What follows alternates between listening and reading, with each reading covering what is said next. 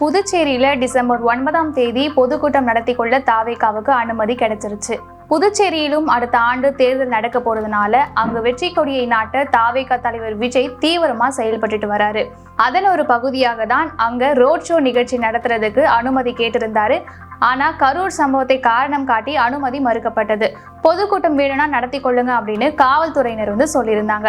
அதன்படி டிசம்பர் 9ஆம் தேதி பொதுக்கூட்டம் நடத்த அனுமதி கேட்டிருந்தாங்க. அனுமதியும் வழங்கப்பட்டிருச்சு. இந்த பொதுக்கூட்டம் எங்க நடக்க போகுதுன்னா உப்பளம் அப்படிங்கிற மைதானத்துல தான் நடக்க போகுது. இதற்கு காவல்துறையினர் நிபந்தனைகளும் விதிச்சிருக்கிறாங்க. அது என்னன்னா, இந்த கூட்டத்துல 10,000 பேர் மட்டும்தான் கலந்து கொள்ள அனுமதி வழங்கப்பட்டிருக்கு. அங்கு மேடைகள்லாம் அமைக்கப்படாது. விஜய் பரப்புரை வாகனத்துல நின்றபடிதான் பேசுவாரு அப்படின்னு சொல்லியிருக்காங்க. கூட்டத்திற்கு வருகிறவர்கள் QR கோட் மூலமாக தான் அனுமதிக்கப்படுவாங்களாம். மேலும் 10 கட்டங்களை பிரித்து ஒவ்வொரு கட்டத்திற்குள்ளும் 1000 பேர் அமரும் வகையில ஏற்பாடு செஞ்சிருக்காங்க. தீ அணைப்பு மற்றும் ஆம்புலன்ஸ் வாகனங்கள் நிறுத்துறதுக்கு தனி இடங்களும் ஒதுக்கப்பட்டிருக்காம். இதுல முக்கியமா கர்ப்பிணி பெண்களும் முதியோர்களும் கலந்து கொள்ளவே கூடாதுன்னு சொல்லியிருக்காங்க.